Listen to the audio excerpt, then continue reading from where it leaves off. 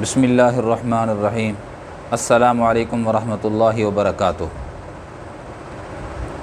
پچھلے دنوں ایک دوست سے ملاقات ہوئی، کافی دنوں کے بعد، یعنی 2-3 مہینوں کے بعد ملاقات ہوئی۔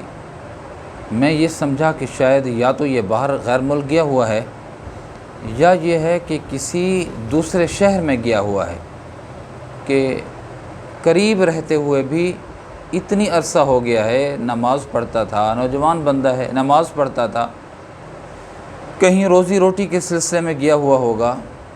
تو جب ملاقات ہوئی تو میں نے خیر خیریت دریافت کی اور میں نے پوچھا کہ کیا کہیں غیر ملک گئے ہوئے تھے؟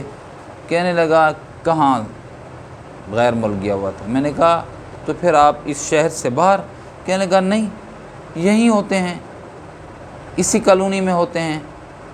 میں نے کہا کہ اسی کالونی میں آپ کو مسجد تو وہی لگتی ہے جس میں بھی نماز ادا کرتا ہوں اور آپ بھی اسی میں نماز ادا کرتے تھے۔ تو اس کے جملے 2 تھے۔ ایک تو اس نے سریکی میں یہ کہا کہ روزی روٹی کے پیچھے گردان ہیں، روزی روٹی کے پیچھے سرگرداں ہیں۔ اس نے کہا روزی روٹی کے پیچھے گردان ہیں۔ اور دوسرا اس نے یہ بات کہی کہ شیطان نے، وہ بھی سریکی میں اس نے کہا کہ شیطان نے ولّہ دیا ہوا ہے، یعنی شیطان نے خراب کیا ہوا ہے۔ تو میں حیران ہو گیا کہ قصور ہمارے ہیں، سب سے بڑے ہمارا نفس شیطان ہے، سب سے بڑے ہم شیطان ہیں اور قصوروار ٹھہراتے ہیں شیطان کو۔ کب شیطان نے ہمارے بازو سے پکڑا ہو، ہمارے ہاتھوں سے پکڑا ہو، ہمارے پاؤں سے کو چمٹ گیا ہو کہ نہیں جی آپ نے نماز پہ نہیں جانا، نہیں جی آپ نے سجدہ نہیں کرنا، ہماری پیشانی کے بالوں کو اس نے پکڑ دیا ہو، ایسا نہیں ہے۔ ہم خود شیطان ہیں، ہمارا نفس شیطان ہے، ہم خود ہی نمازی نہیں ہیں، ہم خود ہی عبادت پہ آتے نہیں ہیں، ہم خود ہی اللہ اس کے رسول کی اطاعت نہیں کرتے اور خام خواہ کہہ دیتے ہیں کہ جی شیطان نے ہمیں ولّہ دیا ہوا ہے۔ رمضان المبارک میں نبی علیہ الصلوۃ والسلام کی حدیث پاک ہے، بہت سی احادیث ہیں اس موضوع پر، کہ رمضان کے شروع سے ہی شیطان کو جکڑ لیا جاتا ہے، لیکن اس کے باوجود بھی کتنے لوگ ہیں جو روزہ نہیں رکھتے، کتنے لوگ ہیں جو نماز ادا نہیں کرتے، کتنے لوگ ہیں جو تسبیحات نہیں ادا کرتے پڑھتے، کتنے لوگ ہیں جو تراویح نہیں پڑھتے۔ تو جب شیطان مقید ہو چکا ہے، اس کے باوجود بھی گناہوں میں اور اللہ کی نافرمانیوں میں ہماری زندگی ہوتی ہے اور اس میں مبتلا ہوتے ہیں، تو پھر کس شیطان نے ہمیں روکا ہوا ہوتا ہے، ہمارے پاؤں کو جکڑا ہوا ہوتا ہے؟ ہمارے اندر کا شیطان ہے، ہمارا نفس ہے، ہم خود ہیں کہ عبادت پہ ہم تیار نہیں ہوتے۔ اور روزی روٹی جس کا وعدہ میرے اللہ نے کیا ہے، نحن نرزقک، کہ روزی اللہ کے ذمے ہے، عبادت ہمارے ذمے تھی، ہم نے عبادت سے منہ موڑ لیا ہے۔ میں نے ایک جملہ اس سے کہا کہ پیارے بھائی یہ بتاؤ کہ آپ 2-3 مہینوں کے بعد ملاقات ہو رہی ہے، اس اثناء میں مسجد سے بھی تعلق ہے، کسی مسجد سے؟ کہنے لگا نہیں۔ میں نے کہا کہ اس اثناء میں اللہ کے حضور کبھی سجدہ کیا؟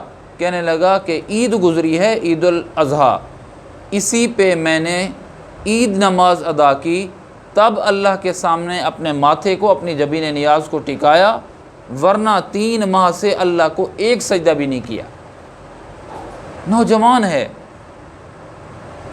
غیر شادی شدہ، اب وہ روٹی روزی کے پیچھے ایسا گردان ہو چکا ہے جس پہ کوئی ذمہ داری نہیں ہے، گھریلو کوئی ذمہ داری نہیں ہے، اس کے باوجود بھی اپنے آپ کو تھکا دینا، اپنے آپ کو گردان کر دینا، اپنے آپ کو سرگرداں کر دینا اور اپنے آپ کو اتنی مصروف اور منہمک کر دینا کہ سجدے کے لیے بھی وقت نہ ملے، اور عذر یہی ہو کہ روزی روٹی کی وجہ سے اللہ کے حضور سجدہ نہیں کر سکتے۔ یہ ہماری نااہلی، ہماری بد نصیبی اور بد سیتی ہے میرے پیارے۔ 3 ماہ سے سجدہ نہیں ہے۔ شیطان نے ایک سجدہ کا انکار کیا تھا، ایک سجدہ نہیں کیا تھا، وہ تو راندہ درگاہ ہو گیا۔ ہم روزانہ کتنی سجدوں سے اپنے آپ کو محروم رکھتے ہیں، ہم محروم ہو جاتے ہیں، پھر بھی ہم اپنے آپ کو حضور پاک صلی اللہ علیہ وسلم کا نام لیوا سمجھتے ہیں اور پکے سچے مسلمان سمجھتے ہیں۔ میرے عزیزو، یہ افسوسناک بات ہے، یہ درد دل ہے جوانوں، جو میں آپ سے شیئر کر رہا ہوں کہ 3 ماہ سے میرے پیارے ہمیں سجدے کی توفیق نہیں۔ 3 ماہ سے جس کو سجدے کی توفیق نہیں، وہ کب اس نے سبحان اللہ، الحمدللہ، اللہ اکبر، لا الہ الا اللہ، اللہم صلی علی محمد النبی الامی وعلی آلہ وسلم تسلیما پڑھا ہوگا؟ نہیں۔ یہ زندگی مثل برف کے پگھلتی جا رہی ہے، ہمیں اس کا احساس نہیں، اس کا شعور نہیں ہے کہ یہ وقت جو گزرتا جا رہا ہے، یہ ہمارا وقت اگر اللہ اس کے رسول کے احکامات سے ہٹ کے گزر رہا ہے تو یقین جانیے برف کی طرح پگھل رہا ہے اور ضائع ہو رہا ہے۔ کیا جواب دیں گے ہم اللہ کو؟ اللہ تو نے پیاری جوانی عطا فرمائی تھی، سونا چہرہ عطا کیا تھا، مال و دولت عطا کیا تھا، لیکن تیرے سامنے ہم نے کبھی بھی سجدہ شکر ادا نہیں کیا تھا۔ کیا جواب دیں گے؟ میں اور آپ سوچیں، زندگی کو ایسے نہ گزاریں کہ ضائع ہو رہی ہو، فضول جا رہی ہو، وقت تو گزرتا جا رہا ہے، لیکن ایسا نہیں ہونا چاہیے کہ ہماری زندگی بیکار، ہمارا وقت ضائع ہو رہا ہو اور ہم اللہ کو سجدہ نہ کر سکیں، محبوب صلی اللہ علیہ وسلم کے سامنے درود کا تحفہ نہ پیش کر سکیں۔